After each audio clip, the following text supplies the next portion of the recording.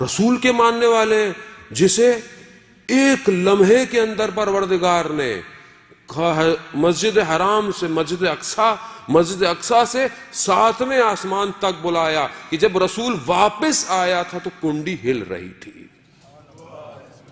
اس رسول کے ماننے والے ہیں کہ جس کے لیے رفتار روشنی کی بھی کم پڑ گئی. براق آیا آسمان سے جو پرواز پر لے کے جا رہا تھا. قرآن کہتا ہے اسرا میں عبدہ، ہم اپنے بندے کو معراج پہ لے کے گئے. یہ نہیں کہا رسول کو، کہا تم بندے بن جاؤ، تمہیں بھی معراج پہ لے جائے. بندے بنو، وہ کہتا ہے عبودیت کرو. اللہم صلی علی محمد وآل محمد. عزیزان محترم، اس رسول کو کہ جو ملی سیکنڈز کے اندر کعبہ سے یا اپنی کزن ام ہانی کے گھر سے یا مولا کائنات کے گھر سے یا مسجد حرام سے، مختلف روایتیں ہیں، سیکنڈ کے 10ویں حصے میں بھی، شاید ہم یہ اپنے آپ کو سمجھانے کے لیے ڈیفائن کر رہے ہیں لیکن شاید وہ اس سے بھی پہلے ہو، کہ وہاں سے مسجد اقصیٰ جو ہے وہ لے کے گئے اور ملائکہ نازل ہوئے.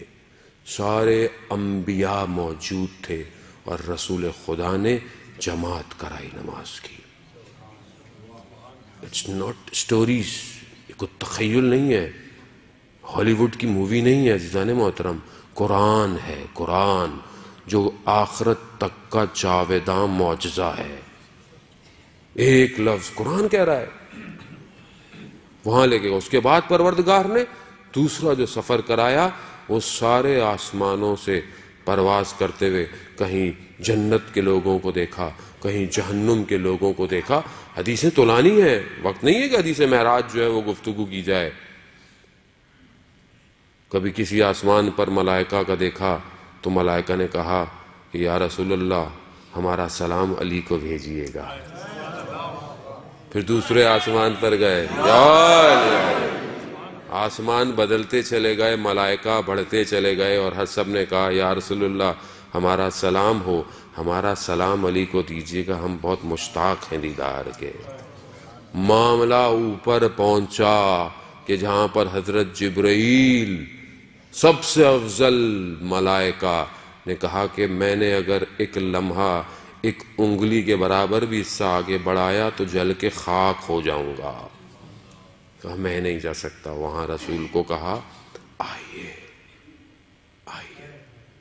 2 کمانوں کے برابر کا فاصلہ، کعبہ قوسین، سدرۃ المنتہا پر اپنے محبوب کو بلایا اور پھر محبوب سے کہا کہ یا محمد میں نے زمین پر دیکھا تو میں نے دیکھا کہ تم سوائے میرے کسی کو یاد نہیں کرتے. میں محمود ہوں، تم محمد ہو. محمد بول محمد صلوات اللہم صلی علی محمد. عزیزان محترم، کہا میں محمود ہوں، تم محمد ہو. اور محمد پھر تمہارے بعد میں نے جب زمین پر نگاہ ڈالی تو مجھے علی کے سوا تمہارا کوئی وسیع نظر نہیں آیا.